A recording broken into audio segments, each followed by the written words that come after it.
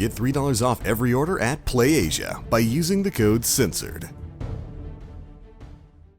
Bethesda has just revealed the highly anticipated sequel to 2014's Wolfenstein: The New Order. Titled Wolfenstein 2: The New Colossus, the AAA FPS title looks to be delivering even more of that Nazi-killing carnage, cinematic narratives, and some pretty violent gameplay. As with previous games in the series, the prospect of Wolfenstein 2 is something that almost guarantees censorship, and this is a fact that was confirmed in the new reveal trailer. Being a game heavy on Nazi themes, characters can be seen proudly displaying Nazi symbols such as swastikas on their uniforms, and judging by past games, symbols and other Nazi references like this will be contained all throughout the game. Now, as regulars of the channel will know, many Nazi references are banned from games over in Germany. This is all due to a law that prohibits the use of symbols of unconstitutional organizations. The law is quite complicated and would really need a full in-depth video about this to properly go into it, but to summarize, the German government wants to stop these symbols from being used to promote their previous ideology. Whilst okay for things like education and even movies,